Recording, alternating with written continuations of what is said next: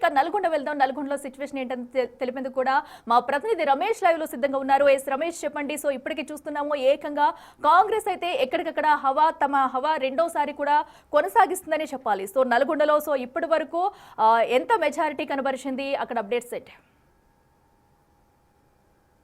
Right, మొదటి దశ ఫలితాల్లో ఏ విధంగా కాంగ్రెస్ పార్టీ విజయం సాధించిందో రెండో దశ ఫలితాల్లో కూడా అదే విధమైనటువంటి ఫలితాలు వస్తున్నాయి. మొత్తం ఉమ్మడి నల్గొండ జిల్లాలో ఇవాళ జరిగినటువంటి పంచాయతీ ఎన్నికల ఫలితాలు ఒకసారి చూసినట్లయితే అటు నల్గొండ జిల్లా, యాదాద్రి జిల్లా, సూర్యాపేట జిల్లా 3 జిల్లాలకు కలిసి కూడా ఉమ్మడి నల్గొండ జిల్లాలో 539 పంచాయతీలకు కూడా ఆ కౌంటింగ్ ప్రక్రియ కొనసాగుతుంది. అందులో ప్రస్తుతం కాంగ్రెస్ కు 51 స్థానాలు కూడా 51 సర్పంచ్ అభ్యర్థులు కూడా ఇప్పటికే గెలుపొందడం జరిగింది. బీఆర్ఎస్ కేవలం 11 మంది సర్పంచ్లనే గెలుపొందడం జరిగింది. బీజేపీ 1, ఇండిపెండెంట్ 5 కూడా గెలుపొందడం జరిగింది. ఎక్కువగా చూసినట్లయితే సూర్యాపేట జిల్లాలో చాలా కీలకం. సూర్యాపేట జిల్లాలో మొత్తం 181 గ్రామ పంచాయతీలకు కూడా ఇవాళ ఆ కౌంటింగ్ ప్రక్రియ కొనసాగుతుంది. 181 దాంట్లో కూడా కాంగ్రెస్ ఇప్పటికే 50 స్థానాలను కూడా గెలుచుకుంది. 50 గ్రామ పంచాయతీలో కాంగ్రెస్ పార్టీ విజయదబ్బా మోగిస్తుంది. కోదాడ నియోజకవర్గం చూసినట్లయితే ఉత్తమ్ పద్మావతి ఆ నియోజకవర్గం ప్రాతినిధ్యం వహిస్తుంది. మంత్రి ఉత్తమ్ కుమార్ రెడ్డి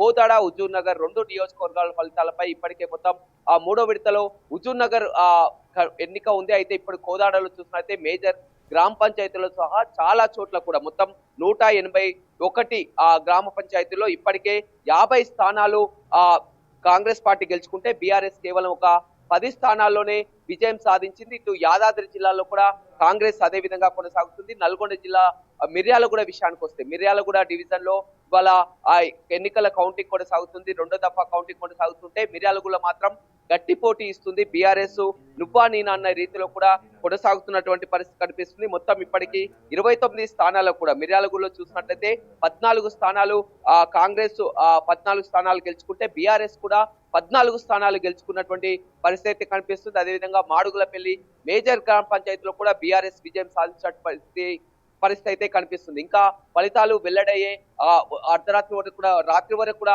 కొనసాగే అవకాశం కనపడుతుంది. చాలా వరకు సూర్యాపేట జిల్లాలో కాంగ్రెస్ శ్రేణులంతా కూడా బయటకు వచ్చి ఇప్పటికే విజయ సంబరాల్లో మునిగి తేలినటువంటి పరిస్థితి. మొదటి దశ ఫలితాలు, రెండో దశ ఫలితాలు చూసినట్లయితే మేజర్ గా అధికార పార్టీకే పట్టం కట్టినట్టు కూడా కనిపిస్తుంది. ఈసారి గ్రామ పంచాయతీ ఎన్నికల గతంలో ఎప్పుడు కూడా ఈ విధమైనటువంటి రసవత్తర పోరు కొనసాగలేదు. చివరి వరకు నువ్వా నీనా అన్న రీతిలో కూడా పోటీ పడినటువంటి పరిస్థితి కనిపిస్తుంది. కోదాడ నియోజకవర్గంలో అత్యధికంగా కాంగ్రెస్ పార్టీ కైవసం చేసుకోవడం జరిగింది.